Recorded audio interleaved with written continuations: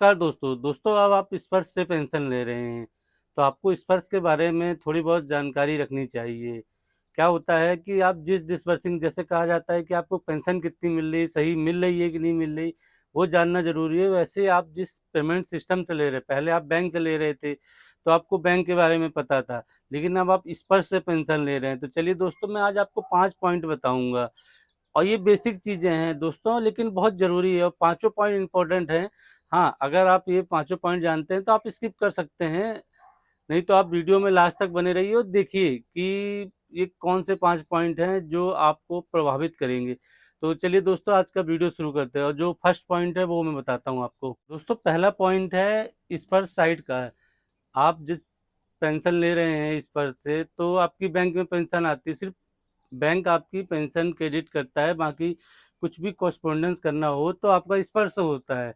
लेकिन दोस्तों, अभी लास्ट महीने ही जब आप वीडियो देख रहे हैं तो हो सकता है बाद में देखें, लेकिन लास्ट महीने ये दोस्तों जो मई महीने था, मई मंथ में आपने देखा था दोस्तों कि आपको डबल मैसेज थे, दो दो मैसेज थे आपके पेंशन वाला और पे स्लिप का। तो दोस्तों, ये सर्वर का फॉल्ट हो सकता है। ऐसे बहुत से पेंशन होंगे दोस्तों कि किसी को दो मिल गया है, किसी को एक भी नहीं मिला होगा। ऐसा नहीं है कि सभी को मिल गया था। कुछ पेंशन ऐसे हैं जिनकी पेंशन आ रही थी, पिछले महीने मैसेज मिला था, तो ये थोड़ा सिस्टम का फॉल्ट है। तो अभी ये चल रहा है। तो बेसिक चीज़ें हैं कि कभी अगर आपको ऐसे मैसेज आते हैं, मेरा कहने का मतलब ये है कि अगर आपको दो मैसेज आते हैं या मैसेज नहीं भी आता है तो आपकी पेंशन कंटिन्यू रहेगी। बस पेंशन आपकी एक ही शर्त पे रुकती है दोस्तों, जो आप जानते हैं कि आपका लाइफ सर्टिफिकेट। आप बस ये ध्यान रखिए कि जो आपको लाइफ सर्टिफिकेट भरना है वो सही से भरना है, और लाइफ सर्टिफिकेट जमा है तो आपकी पेंशन नहीं रुक सकती। तो दोस्तों, ये पहला पॉइंट था। अब मैं आपको दूसरा पॉइंट बताता हूँ। तो दूसरा पॉइंट है स्पर्श ऐप। जैसा आप जानते हैं दोस्तों, आपको बहुत डिजिटल किया गया। आपको पहले बैंक जाके आप कोई काम कराना हो तो आप पहले बैंक में देते थे, फिर वो सीपीसी जाता था जो ट्रेजरी बोलते थे, फिर वो पीसीडीए इलाहाबाद जाता था। तो इनमें बहुत टाइम लगता था। तो आपको कोई डॉक्यूमेंट अपलोड करने के लिए या कुछ भी एक्सेस करने के लिए आपको अब स्पर्श ऐप दिया है। लेकिन दोस्तों, जितनी ऐप दिया है उतनी ज़्यादा आपको, जैसे आप मोबाइल यूज कर रहे हैं, जितना आपके लिए फ़ायदेमंद है उतना नुकसानदायक भी है। आप दोस्तों एक चीज़ याद रखिए कि आप स्पर्श में जब ओपन करते हैं या कोई भी चीज़, आप कोशिश कीजिए कि कोई भी चीज़ प्रैक्टिकल ना करें, जिस चीज़ के बारे में आपको एक्सपीरियंस ना हो। गलती से भी अगर आपका कुछ डिलीट होता है तो फिर आपको वो दोबारा प्रोसेस करना पड़ेगा। आप ये मत सोचिए कि आपने स्पर्श ऐप में कुछ डिलीट कर दिया तो वो आपको दोबारा ऐड करने का ऑप्शन आ जाएगा, नहीं आएगा दोस्तों। वो फिर आपको दोबारा वेरिफिकेशन होगा आपका, वो आपका दोबारा आपके वाया जिला सैनिक बोर्ड रिकॉर्ड और फिर स्पर्श में आएगा। तो ध्यान रखिए दोस्तों, ऐप इस्तेमाल करना है, बहुत संभल के ऐप करना है इस्तेमाल। और कोई भी चीज़ जो है कि आप एडिट कर रहे हैं या कर रहे हैं तो आप सोचिए कि आपको अगर ज़रूरत है तो आप कीजिए, आपको सुविधाएं मिली है। नहीं तो फिर आपको अगर एक बार डाटा डिलीट होता है, मेरे एक व्यूअर के साथ हुआ है दोस्तों, उनको ये परेशानी आई है, तो वो वीडियो देख रहे होंगे तो समझ गए होंगे। तो मैं जो पॉइंट लिया हूँ ये किसी व्यूअर के ही पॉइंट है, मैं आज उनके व्यूअर के क्वेश्चन नहीं पढ़ा मैं आपको, इसीलिए मैं आपको आज ऐसे पॉइंट बता रहा हूँ। तो ये सभी के कॉमन पॉइंट हो गए हैं कि फिर अगर ये डिलीट होता है तो जिला सैनिक बोर्ड के थ्रू फिर ये होगा। तो आइए दोस्तों, आप स्पर्श ऐप यूज कीजिए, बहुत आराम से कीजिए। अब चलते हैं दोस्तों, जो तीसरा पॉइंट है हमारा, पीपीओ स्पर्श कोरिलेंडम पीपीओ। तो दोस्तों, आपने डॉक्यूमेंट अपलोड किया स्पर्श में और प्रोसेस भी हो गया कि आपने कुछ चीज़ चेंज कराया, तो आप तो प्रोफाइल में देख रहे हैं वहाँ अपडेट हो गया। आप स्पर्श प्रोफाइल में देखा, वहाँ पे आपका अपडेट है। और जब आप पीपीओ देखने जाते हैं तो तुरंत अपडेट नहीं होता है, आपका पीपीओ अपडेट नहीं होता है। तो दोस्तों, एक ये प्रॉब्लम रहती है। तो दोस्तों, इस चीज़ पे आप ये ध्यान रखिए कि आपका जो पीपीओ बनता है, कोरिलेंडम पीपीओ, ऐसा नहीं है कि आपका हर महीने पीपीओ बनेगा।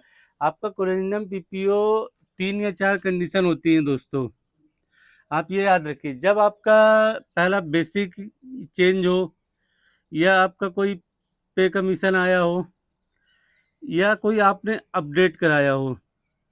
हाँ, अब डिपेंड करता है कि आपने जैसे अपडेट कराया, प्रोसेस हो गया स्पर्श में, लेकिन वो तुरंत नहीं आएगा दोस्तों। कभी कभी इन चीज़ों में दोस्तों 1 मंथ भी लग सकता है, ये 2 मंथ भी लग सकता है, ऐसा नहीं है। हाँ, आपने अपडेट कराया, प्रोसेस हो गया, तो फिर आप टेंशन मत लीजिए, वो आ जाएगा। हाँ, कोई चीज़ अगर आपको रिक्वायरमेंट तुरंत है तो आप करने से पहले आप ये ध्यान रखिए कि आपको जब ज़रूरत है तो उसके पहले ये काम कराइए।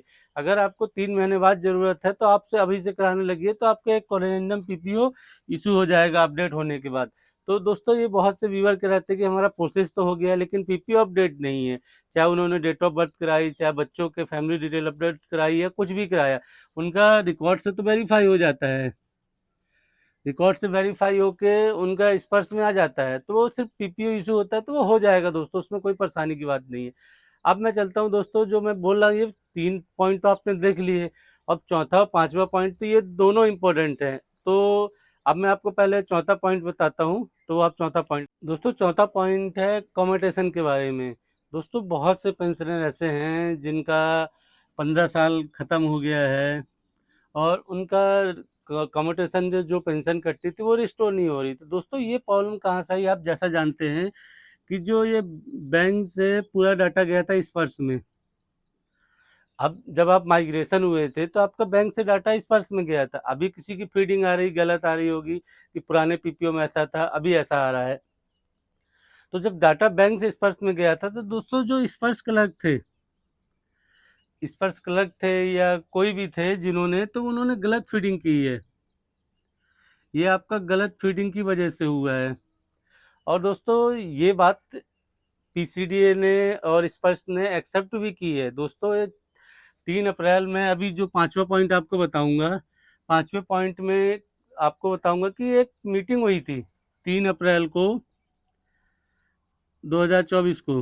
मैं पांचवें पॉइंट में बताऊंगा, एक 3 अप्रैल को मीटिंग हुई थी पेंशन और पेंशनर वेलफेयर की तरफ से। तो वहाँ उन्होंने एक्सेप्ट किया था कि हाँ ये कुछ गलत फीडिंग की वजह से कि काम हो गया है, तो उसको सही किया जा रहा है। तो आप उस पर टेंशन मत लीजिए, वो अपडेट करेंगे ही। हाँ, अपडेट नहीं करते हैं तो आप सीपी ग्राम में कंप्लेन करके और अपना पुराना पीपीओ देके वो रिस्टोर हो जाएगा, उसकी कोई दिक्कत नहीं है। आपका जितना बैलेंस होगा वो आपका बेसिक में रिफंड होगा, उसकी कोई दिक्कत नहीं है। तो दोस्तों आप चौथा पॉइंट समझ गए। अब मैं पांचवें पॉइंट में चलता हूँ जो इम्पोर्टेंट के साथ साथ मेन पॉइंट भी है इस पर। दोस्तों मैं पांचवा पॉइंट आपको जो बोल रहा था कि इम्पोर्टेंट भी है, तो दोस्तों जो स्पर्श है डेट ऑफ बर्थ का।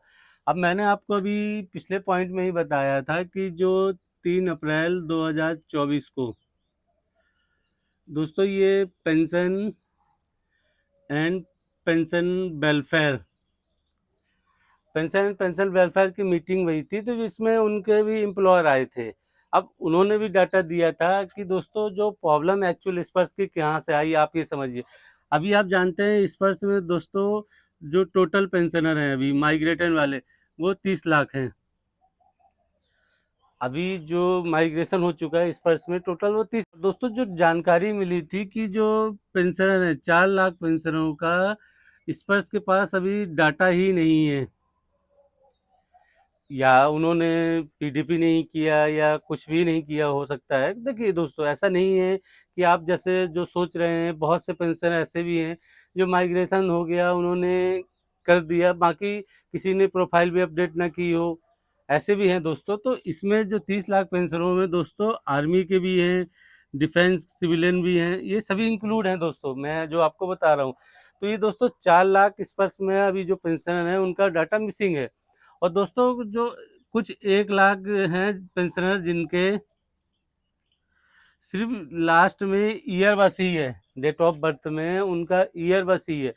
तो एक रैंडम करने के लिए दोस्तों इसीलिए इनके साथ एक एक एक कर दिया गया था, फीडिंग कर दी गई थी। हाँ, लेकिन जो ये एक एक 3001 किया गया ये रैंडम ही आया दोस्तों। हाँ, आपके रिकॉर्ड में आपकी डेट ऑफ बर्थ नहीं थी। मैं आपको एक पेंशनर का पीपीओ दिखाता हूँ, पहले आप ये देखिए कि जो ईपीपीओ था, आप ईपीपीओ देखिए, क्योंकि कुछ चीज़ें दोस्तों होती है, ऐसा नहीं कि इस पर हर चीज़ में ही गलत है। इस ईपीपीओ में आप देखिए दोस्तों, आपकी स्क्रीन में दिखा रहा, मैं आपको जूम करके दिखाता हूँ। इसमें जो पेंशनर है इसकी डेट ऑफ बर्थ नहीं है, इनके हस्बैंड का पूरा बायोडाटा, इनकी डेट ऑफ बर्थ मिसिंग है। हाँ, अब जब स्पर्श का पीपीओ बना तो इनकी डेट ऑफ बर्थ एक एक 3001 कर दी गई। तो रैंडम ही किया गया दोस्तों, क्योंकि ऑटो फिल करना पड़ता है कोई फॉर्म को या फिलिप करना पड़ता है पीपीओ डिटेल को, तो इस कारण ये हुई।